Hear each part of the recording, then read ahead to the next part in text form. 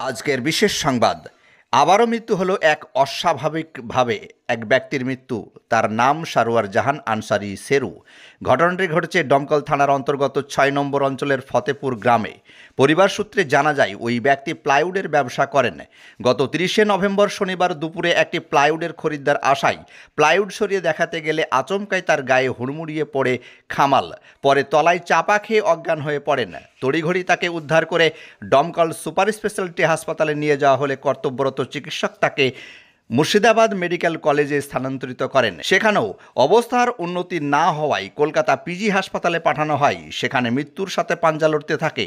গত ৩রা December operation করা হয় এবং ভোর ৫টার সময় শেষ নিঃশ্বাস ত্যাগ করেন। ওনার এই মৃত্যুতে গোটা এলাকায় নেমে এসেছে শোকের ছায়া। ভগীরথপুর থেকে বাপ্পা শেখের রিপোর্ট, দমকল এমকে টিভি। একটা কাস্টমার এসেছিল, দিয়ে পিলাই গেল ওখানে ঘরে তো বাইরে বার করে দিয়েছে। ঘরে থোয়ার লেগে জায়গা করেছে, লোহার হয় কেটেছে, থোয়ার লেগে দিয়ে বাইরে ঘরে থুয়েছে। নিতে হয়েছে দিয়ে একটা একটা করে দেখাচ্ছিল। দেখাতে দেখাতে কিভাবে একজন মনে হয় একদিন ঢিল দিয়ে দিয়েছে, কি হয়েছে কি জানি। যাই হোক, যেভাবে হোক পিলাইটা পড়েছে, পালিয়ে এসে এখানে মাটিতে পড়ে মাথা হাতে লেগেছে। ফার্স্ট আমরা এখানে ডোমকুল হসপিটাল নিয়ে গিয়েছিলাম। ওখান থেকে সঙ্গে সঙ্গে রেফার করা হয়। রেফার করার পর আমরা বহরমপুর মেডিকেল কলেজ হসপিটালে গিয়েছিলাম। ওখানেও 1.5 থেকে 2 ঘন্টা থাকার পর পুনরায় ওখান থেকেও রেফার করা হয়। মানে পেশেন্টের অবস্থা খুবই সিরিয়াস, আশঙ্কাজনক। সে অবস্থায় আমরা সঙ্গে সঙ্গে তাড়াহুড়ো করে কলকাতায় নিয়ে যাই। কলকাতায় নিয়ে যে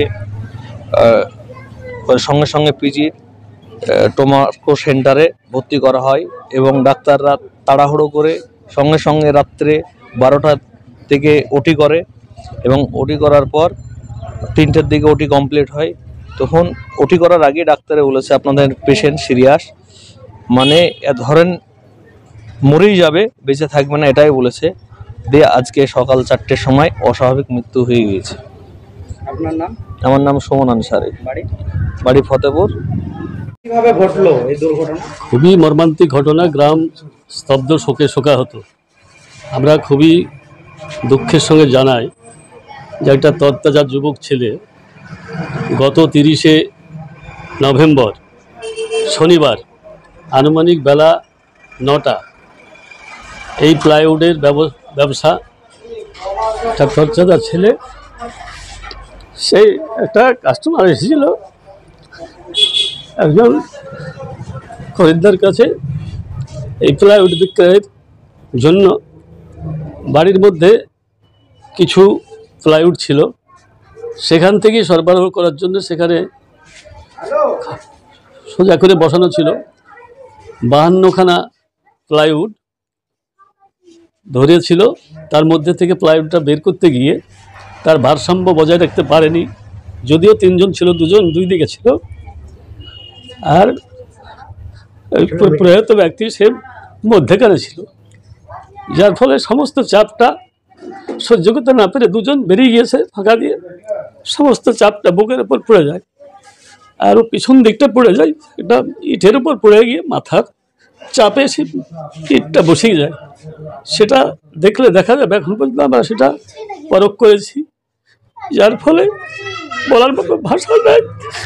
যাই হোক, আমরা ব্যক্তি হিসাবে কেমন ছিলেন? অত্যন্ত জনপ্রিয় ছেলে ছিল সবার কাছে, অত্যন্ত জনপ্রিয়তা ছিল ছেলের। আমার নাম হচ্ছে আব্দুল সালাম, সম্পর্কে আমার ভাগ্নে। শিক্ষা সংবাদ আল ইকরা একাডেমি, স্থান বানিয়াখালী বাজার, মুর্শিদাবাদ। দীর্ঘদিন যাবৎ সুনামের সাথে চলছে বাংলা মাধ্যমের শিশু শিক্ষা কেন্দ্র আল ইকরা একাডেমি। ভর্তি চলছে নতুন শিক্ষাবর্ষে।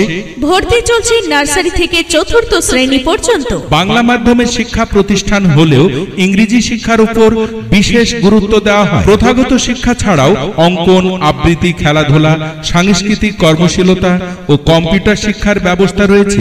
যাতায়াতের জন্য নিজস্ব স্কুল গাড়ির ব্যবস্থা রয়েছে। বিস্তারিতভাবে জানতে যোগাযোগ করুন ফোন 9734311863 এই নম্বরে।